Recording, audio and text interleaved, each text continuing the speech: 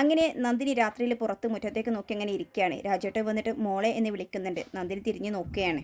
മോളെ മോളെ എന്തുകൊണ്ടാണ് ഇവിടെ നിന്നും ഇറക്കി വിടാത്തത് എന്നറിയാമോ എന്ന് ചോദിക്കുകയാണ്. ഇല്ല എന്ന ഭാവത്തിൽ നോക്കി നിൽക്കേണ്ട നന്ദിനി. മോളെ ഇവിടെ നിന്നും പിടിച്ചുകൊണ്ട് പോകാൻ കുറച്ച് ആളുകളെ ഏൽപ്പിച്ചിരിക്കുകയാണ്.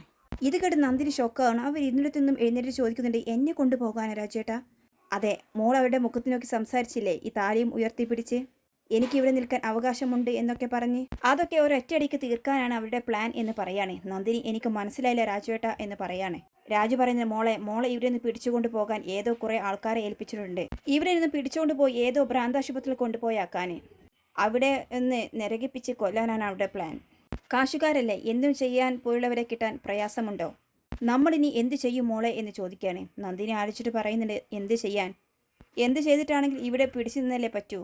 അപ്പോൾ രാജു പറയുന്നില്ല, മോളേക്ക് നല്ലതിന് വേണ്ടിയിട്ട് രാജേട്ടൻ ഒരു കാര്യം പറയട്ടെ. എന്താ രാജുവേട്ടാ എന്ന് ചോദിക്കാൻ നന്ദിനി.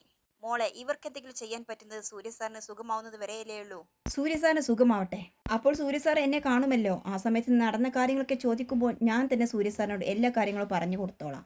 അതുവരേക്കും മോൾ ഇവിടെ ഉണ്ടാകരുത് എന്ന് പറയാണ്. നന്ദിനി ചോദിക്കുന്നത്, ഞാൻ എവിടെ പോകാനാ രാജുവേട്ടാ? മോളുടെ വീട്ടിൽ പോ, അതല്ലെങ്കിൽ നാട്ടുപുറത്തെ ഏതെങ്കിലും ഒരു ബന്ധു വീട്ടിലേക്ക് പോയിക്കോ.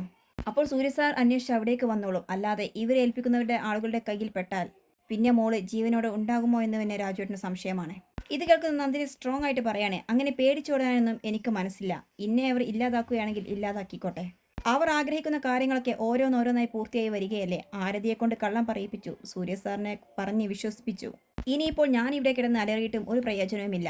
ഇത്രയും വലിയ കമ്പനി നടത്തുന്ന പത്മ മേഡത്തിന് എത്രത്തോളം ആളുകളെ ഒതുക്കി ശീലമുള്ളതാ. അതുകൊണ്ട് പത്മ മേഡം തന്നെയായിരിക്കും ഒന്നാം സ്ഥാനത്ത് വരിക. പിന്നെയാണ് വെറും ഒരു വേലക്കാരുടെ മുന്നിൽ പത്മ മേഡം തോൽക്കുന്നത്. ഇത് പത്മ മേഡത്തിന് ദൈവം കൊടുത്തൊരു അവസരമാണ്. അവരെന്നെ കൊന്നോട്ടെ രാജേട്ട എന്ന് പറയാണ്. അപ്പോൾ രാജു പറയുന്നത്, മോളെ ഞാൻ പറയുന്നതൊന്ന് കേൾക്ക് മോളെ പ്ലീസ് എന്നൊക്കെ പറയാണ്. നന്ദിനി പറയുന്നത്, ഓരോ ദിവസം നേരെ പോരുമ്പോഴും ഞാൻ കാലെടുത്ത് വെക്കുന്നത് താന്നൂരമ്മയെ മനസ്സിൽ വിചാരിച്ചിട്ടാണ്. അമ്മ എൻ്റെ മേൽ എന്തെങ്കിലും വിധി തീരുമാനിച്ചിട്ടുണ്ടെങ്കിൽ അതിനെ എതിർക്കാൻ നന്ദിനിക്ക് കഴിയില്ലല്ലോ. ഏതെങ്കിലും ഒരു ഭ്രാന്താശുപത്രിയുടെ മൂലയിൽ ഒരു ഇരുട്ടിൽ ഇവർ തീരുമാനിക്കുന്നത് പോലെയാണ് എൻ്റെ മരണമെങ്കിൽ എനിക്ക് കുഴപ്പമില്ല. പക്ഷേ അവസാന നിമിഷം വരെ എൻ്റെ സൂര്യസാറിനെ കാണാൻ വേണ്ടിയിട്ട് ഞാൻ ശ്രമിച്ചുകൊണ്ടേയിരിക്കും. ഞാൻ പോരാടിയിരിക്കും, ഇവിടെ തന്നെ ഞാൻ കാത്തിരിക്കും എന്ന് പറഞ്ഞ് അവൾ ആ മുറ്റത്ത് തന്നെ ഇരിക്കാണ്ടോ. ഇതൊക്കെ കണ്ട് രാജുവേട്ടനാകെ ടെൻഷനാവുകയാണ്. അവൻ പ്രാർത്ഥിക്കുകയാണ്, ദൈവമേ എൻ്റെ ഈ കൊച്ചിനെ നീ കാത്തോളണേ, നല്ലത് മാത്രം വരുത്തണേ, അവർ ചെയ്യാൻ പോകുന്ന ഒരു ശ്രമവും ഫലിക്കല്ലേ എന്നൊക്കെ പറഞ്ഞ് അവൻ പ്രാർത്ഥിക്കുകയാണ്. പിന്നീട് കാണിക്കുന്നത് പത്മയാണ് കേട്ടോ. അവൾ ഓരോ കാര്യങ്ങളും മനസ്സിൽ കണക്കൂട്ടിക്കൊണ്ടിരിക്കുകയാണ്. അപ്പോഴേ ഇന്ദ്രജയും വിജയും അവിടേക്ക് വരുന്നത്. ഇന്ദ്രജ പറയുന്നുണ്ട്, മമ്മി നന്ദിനിയെ ഇവിടെ നിന്ന് കൊണ്ടുപോയി കഴിഞ്ഞാൽ ഉടൻ തന്നെ രാജുവിനെ പറഞ്ഞു വിടണം, ഇല്ലെങ്കിൽ സൂര്യയുടെ എല്ലാ സത്യവും അവൻ പറയും. പത്മ പറയുന്നുണ്ട്, അവനെ പറഞ്ഞു വിടുക എന്നുള്ളത് എളുപ്പമുള്ള കാര്യമാണ്, പക്ഷേ അവനെ വെറുതെ അങ്ങ് ഇറക്കിവിടാൻ പറ്റുമോ? അപ്പോൾ വിജയൻ പറയുന്നുണ്ട്, ആൻറ്റി പറഞ്ഞത് ശരിയാണ്, കൊടുക്കാനുള്ള പണം കൊടുത്ത് അവനെ ഇവിടെ നിന്ന് ഇറക്കിവിട്ടാൽ അവൻ പോകും. പക്ഷേ പുറത്ത് പോയി കഴിഞ്ഞാൽ അവൻ്റെ സ്വഭാവം മാറും. പുറത്തു പോയി കഴിഞ്ഞാൽ സൂര്യയുടെ നമ്പർ അവൻ്റെ കയ്യിലുണ്ട്. അവൻ വിളിച്ചു പറയാനും നമ്മുടെ മുന്നിൽ ഓച്ചാനിച്ച് നിൽക്കുന്നത് പോലെ ആയിരിക്കില്ല പുറത്ത് അവൻ നിൽക്കുന്നത്. അപ്പോൾ പത്മ പറയുന്നത്, അതെല്ലാം എനിക്കറിയാം വിജയ്, ഇവിടെ നിന്നും അവൻ പുറത്തിറങ്ങിയാൽ പുറത്ത് അവൻ്റെ നാവ് പൊങ്ങാത്ത രീതിയിലേ ഞാൻ വിടുകയുള്ളൂ. അപ്പോഴാണ് പത്മയുടെ ഫോണിലേക്ക് ഒരു കോൾ വരുന്നത്. പത്മ ഫോൺ അറ്റൻഡ് ചെയ്തിട്ട്, ഹലോ എവിടെ എത്തി നിങ്ങൾ? ഞാൻ പറഞ്ഞ വഴിക്ക് നിങ്ങൾ പോന്നാൽ മതി, നേരെ ഇങ്ങ് പോരെ, ഞാൻ പറഞ്ഞതെല്ലാം ഓർമ്മയുണ്ടല്ലോ അല്ലേ? എന്നാൽ ശരി, വേഗം വന്നേക്കൂ എന്ന് പറഞ്ഞ് ഫോൺ വെക്കുകയാണ്. ഇന്ദ്രജ ചോദിക്കുന്നത്, ആരാ മമ്മി ഇങ്ങോട്ടേക്ക് വരുന്നത്? പത്മ പറയുന്നുണ്ട്, അവളെ കൊണ്ടുപോകാനുള്ള ആളുകൾ. ഇത് കേട്ട് ഇന്ദ്രജയും വിജയും ഒന്ന് ഷോക്കാവുകയാണ്. അപ്പോൾ വിജയ് പറയുന്നുണ്ട്, അപ്പോൾ ആൻറ്റി നേരത്തെ പറഞ്ഞത്? പത്മ പറയുന്നത്, ഇന്നത്തെ രാത്രിയോട് കൂടിയിട്ട് എല്ലാ കാര്യങ്ങളും തീരുമാനമാക്കണം. വരുന്ന ആൾക്കാർ അത്ര നിസ്സാരക്കാരല്ല. അവൾ എത്ര ബഹളം വെച്ചാലും അവളെ എങ്ങനെയെങ്കിലും കൊണ്ടുപോയി അവർ തമിഴ്നാട്ടിലുള്ള ആ ഭ്രാന്താശുപത്രിയിൽ കൊണ്ടുപോയി തള്ളിക്കോളും. പിന്നീട് അങ്ങനെ ഒരുത്തി ഈ ഭൂമുഖത്ത് ജീവിച്ചിരിപ്പുള്ളത് ആരും അറിയില്ല എന്ന് പറയാണ്. ഇത് കേട്ട് ഇന്ദ്രജയ്ക്ക് സന്തോഷമാവുകയാണ്. ഇന്ദ്രജ, സത്യത്തിൽ മമ്മി ഇപ്പോഴാണ് ജീവിക്കാനത്തൊരു ത്രില്ലൊക്കെ ഉണ്ടായത്. നേരിൽ കാണാൻ പോകുന്ന കാര്യം ആലോചിക്കുമ്പോൾ എൻ്റെ ശരീരം കോച്ചി പിടിക്കുന്നു എന്നൊക്കെ പറഞ്ഞ് അവൾ കൈക്കാലുകൾ എടുത്ത് കാണിക്കുകയാണ്. അപ്പോൾ വിജയ് പറയുന്നുണ്ട്, കുറേ കാലത്തിന് ശേഷം ആൻറ്റിയുടെ കുടുംബത്തിൻ്റെ ആധിപത്യം തിരിച്ചു പിടിക്കുന്നു എന്നൊക്കെ പറഞ്ഞ് രണ്ടുപേരും കൂടി പത്മയെ പുകഴ്ത്തുകയാണ്. ശേഷം പത്മ പറയുന്നുണ്ട്, നമുക്കെന്തെങ്കിലും താഴെ പോകാം, ഇന്ന് അവൾ ഉണ്ടാക്കി തരുന്ന അവസാനത്തെ ഡിന്നറല്ലേ, എന്തൊക്കെ വേണമെന്ന് നമുക്ക് അവളോട് തന്നെ നേരിട്ട് പറയാം.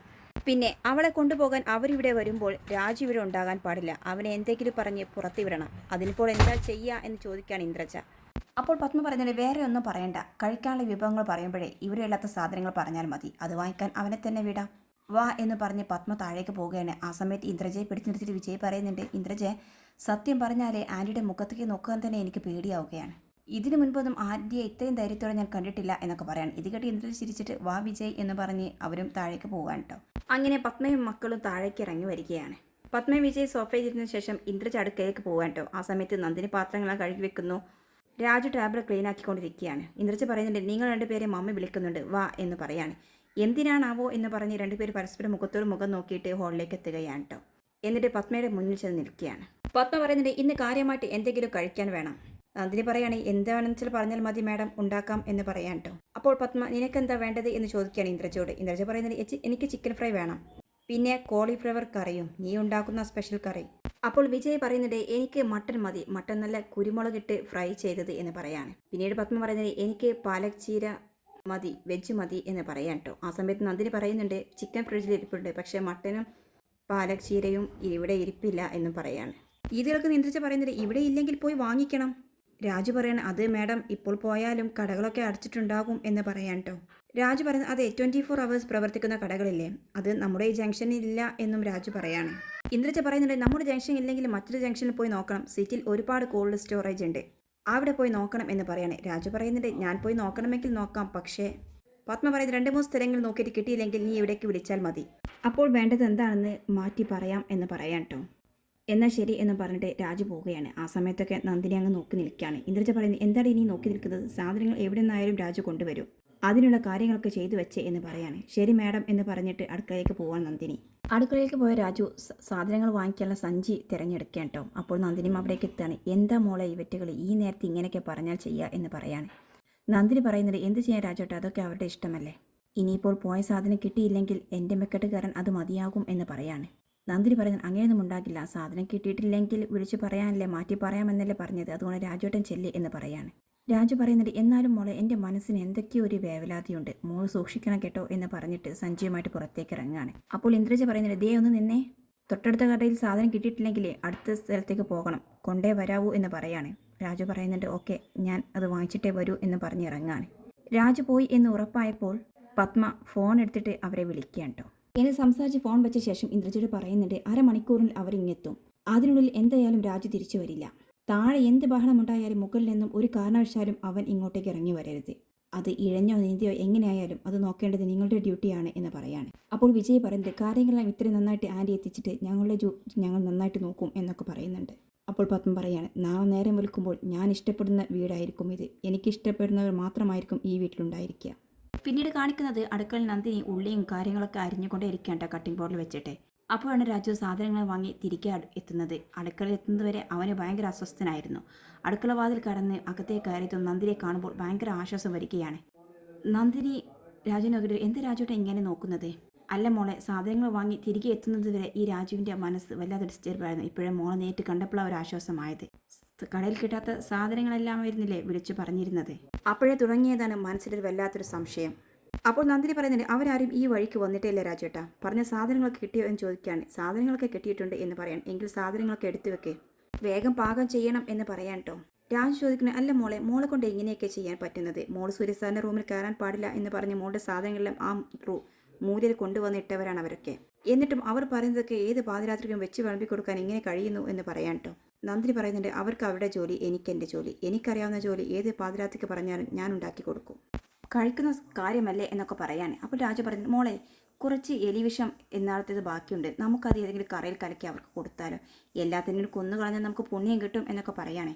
നന്ദിനി ദേഷ്യത്തിൽ കൂടി, രാജുവേട്ടാ അങ്ങനെയൊന്നും പറയില്ലേ, ഭക്ഷണത്തിൻ്റെ കാര്യം എന്ന് പറഞ്ഞാൽ ദൈവം നമുക്ക് തരുന്ന പുണ്യമാണ് എന്നൊക്കെ പറഞ്ഞ് ഭക്ഷണത്തിൻ്റെ തത്വങ്ങളെക്കുറിച്ചൊക്കെ പഠിപ്പിച്ച് കൊടുക്കുകയാണ്. അപ്പോൾ രാജു പറയുന്നത്, എങ്കിൽ നമുക്ക് വയറിളകുന്ന എന്തെങ്കിലും പൊടി എടുത്ത് കൊടുത്താൽ എങ്കിൽ നേരെ പുലരുന്നത് വരെ എല്ലാതും ബാത്റൂമിൽ നിന്നും ഇറങ്ങില്ല എന്നൊക്കെ പറഞ്ഞ് ചിരിക്കുകയാണ്. അങ്ങനെ ഓരോ കാര്യങ്ങൾ പറയാൻ കേട്ടോ. അതിനെല്ലാം യഥാർത്ഥത്തിൽ കൊണ്ട് നല്ല രീതിയിൽ തന്നെ കാര്യങ്ങൾ പറഞ്ഞ് മനസ്സിലാക്കി കൊടുക്കുന്ന നന്ദിനി. എന്നിട്ട് പറയുന്നുണ്ട്, അവസാനം നന്ദിനി പറയുന്നുണ്ട്, രാജേട്ടാ ഇന്നത്തെ അവസ്ഥ വെച്ച് നോക്കുമ്പോഴേ ഇന്ന് രാത്രി തന്നെ അവരെന്നെ ഇറക്കി വിടാനുള്ള എല്ലാ സാധ്യതയും കാണുന്നുണ്ട്, ഇറക്കി വിട്ടാൽ പോകേണ്ടി വരും, തടയാൻ സൂര്യസാർ ഇല്ലല്ലോ, പക്ഷെ പോകുന്നതിന് മുൻപ് ഒരു തവണയെങ്കിലും എനിക്ക് സൂര്യസാറിനെ കാണണം രാജേട്ടാ.